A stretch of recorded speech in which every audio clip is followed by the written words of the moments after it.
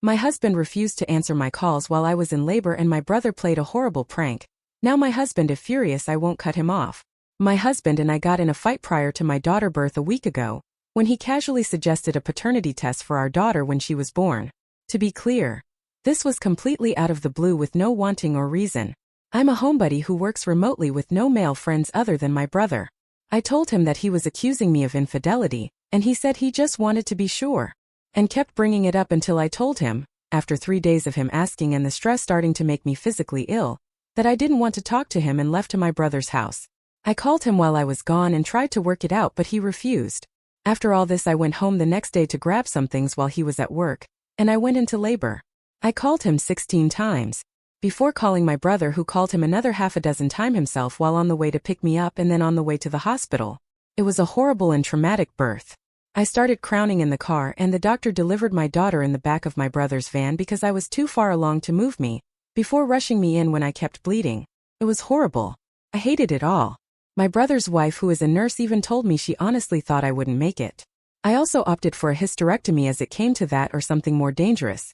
I only ever wanted one or none but my husband wants a large family. I'm trying to bond with my daughter but it's been hard. The point is that during this while I was returning from surgery, 10 hours after I called, my husband finally responded and asked why I hadn't answered his call. However, my brother had my phone and was so angry that he said, "This is Ops brother, I'm at the hospital. She didn't make it," and turned it off. My husband rushed over and got there when I had just woken up and started shouting until the security forced him out, and then didn't get to see our daughter until the next day because I was mostly asleep and apparently they needed my signature to allow him back. My still thinks it was horribly cruel but that he deserved it. But my brother stands by his prank, and says that he only gave my husband 10 minutes of the same fear he had felt at my side for 10 plus hours. Whenever he sees my husband he also keeps telling him that I nearly died because we waited for him. My brother used to be mostly indifferent to my husband, but now he absolutely hates him. You can see it in his face whenever my husband enters the room. And he's been visiting a lot because he doesn't trust my husband to care for me while I'm still healing. My husband is furious that he won't apologize and that I won't make him, and yelled at me when I said that the only reason my brother had my phone was because he wasn't there. I am trying to be empathetic. I know he feels guilty. I've spoken to my therapist and she says the apathy I'm feeling is likely general and not solely focus on him from lingering shock from the trauma. But didn't say much about the prank. My ML has been texting me to say that my family is horribly cruel for the prank and that I should go no contact with my brother, and now my husband is saying the same. I just don't know what to do. I'm not in a good headspace. It's been hard to be in the same room with my husband and I've been sleeping in the guest room with my daughter. He brought up the paternity once and I just exhaustedly told him to either get out of my face or go stay with his mom if he's planning on stressing me out even more. I really don't feel myself. And yes, I am taking the likelihood of PPD seriously and my therapist who has suggested that it may be PTSD too. Relevant comments. Holy, there's a lot here. I want to say firstly, this isn't a black and white issue. The fight you had was real, your anger was real, and the anger you feel at your husband is real. Your brother's prank was too far, but not completely undeserving.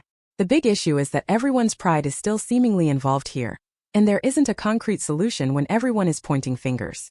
I suggest wait 2 months to see if either one party humbles themselves or to let it peak, but if they keep conflict going, let everyone know they're cut off.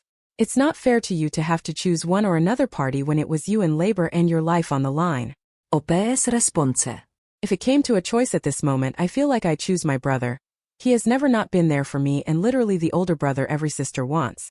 I feel so guilty feeling that way, but also my brother, even though he absolutely hates my husband right now, has put that aside to help me and hasn't brought it up at all and has even ignored my husband anger because he doesn't want to get into an argument and stress me more.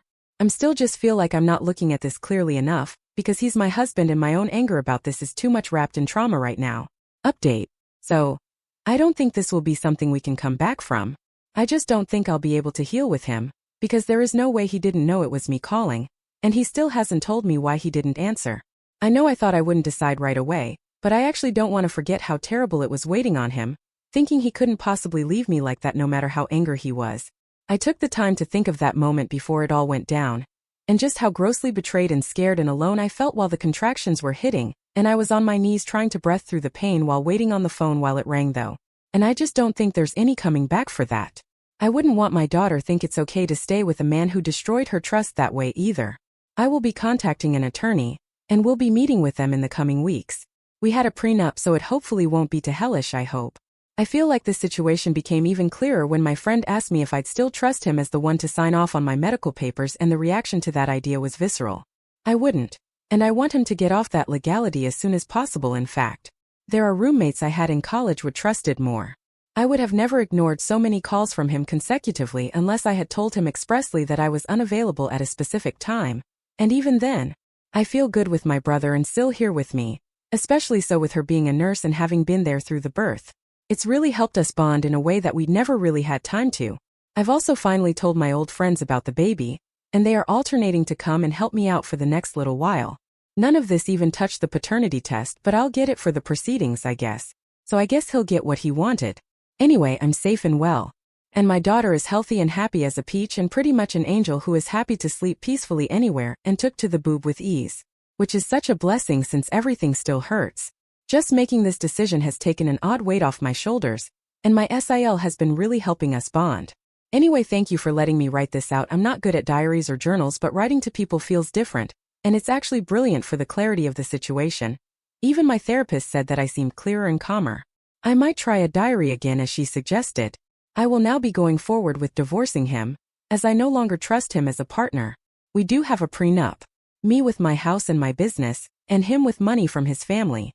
I do intend on filing for full custody, as I think his reaction, whether spiteful or not, was dangerous, and as a father missing calls, 23 plus in a row could be a life and death situation.